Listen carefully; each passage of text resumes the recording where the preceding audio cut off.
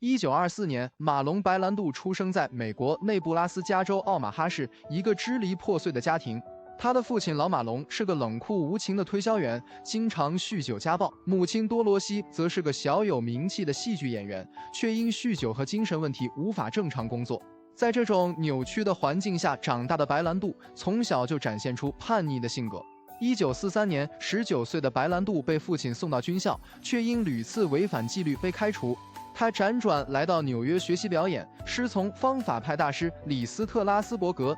1950年，他在《欲望号街车》中饰演粗野暴力的斯坦利·科瓦尔斯基，凭借极具侵略性的表演震撼影坛，获得首个奥斯卡提名。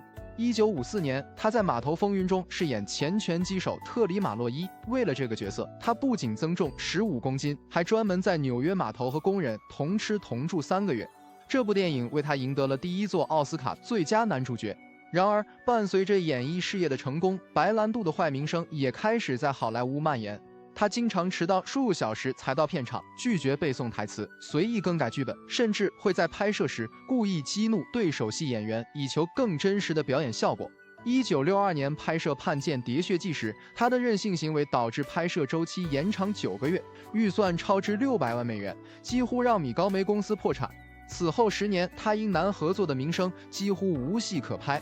直到1972年，48岁的白兰度以25万美元的低价接演《教父》中维托·科里昂一角。他用鞋油染黑头发，在腮帮里塞棉花改变脸型，创造出影史上最经典的黑帮教父形象。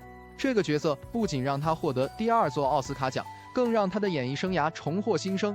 1979年，他在科波拉的《现代启示录》中饰演精神失常的库尔兹上校，仅拍摄3周，却成为影片最令人难忘的角色。在私生活方面，白兰度的风流韵事比他的电影更富戏剧性。他有过3段正式婚姻，情人无数，据传有25个子女。1976年，他甚至因为拒绝支付私生子抚养费而被判入狱1天。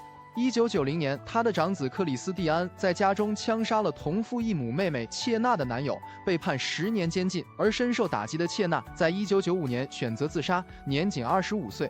这些家庭悲剧让晚年的白兰度陷入深深的自责和痛苦中。